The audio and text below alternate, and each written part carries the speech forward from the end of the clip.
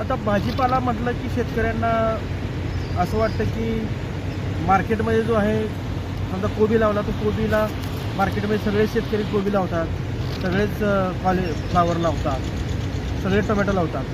पण जर नवीन भाजीपाला आपल्या मार्केटमध्ये आला तर त्याला सुरुवातीला चांगले पैसे मिळतात आणि न्यूट्रिशनदृष्ट्या शेतकरी आज विचार करतात, ग्राहक विचार करतो की भाजीपाला असा असावा की जो आपल्याला आरोग्यासाठी चांगला असावा. तर आपण या ठिकाणी पाठीमागे तुम्ही दाखवा की याच्यामध्ये आपण एक नवीन पीक लावलेलं आहे की जे ब्रुसेल्स स्प्राउट आपण त्याला म्हणतो.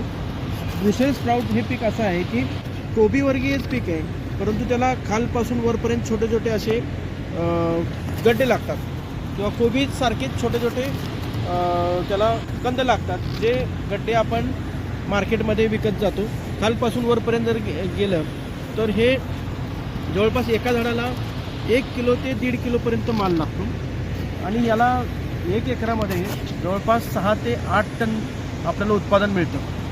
आपल्या भारतीय मार्केटमध्ये याला 80 ते 500 रुपयेपर्यंत रेट मिळतो आहे. 5 स्टार हॉटेलमध्ये याला मागणी आहे. सगळ्यात महत्त्वाचं असं आहे की 80 रुपये पण आपल्याला जरी भाव मिळाला तरी हे परवडणारं पीक आहे, कारण 6 टन एका एकरामध्ये भाव मिळतो आहे. म्हणजे एका टनाला 80,000 रुपये त्या शेतकऱ्याला मिळणार आहे. तर हे करायला सोपं आहे. कोबी जसं आपण लावतो तसं लागवड करायची आहे आणि त्याचे जसे जसे गड्डे तयार होतील त्याप्रमाणे ते गड्डे त्या शेतकऱ्यांनी गड्डे हार्वेस्ट करायचे आणि मार्केटला द्यायचे.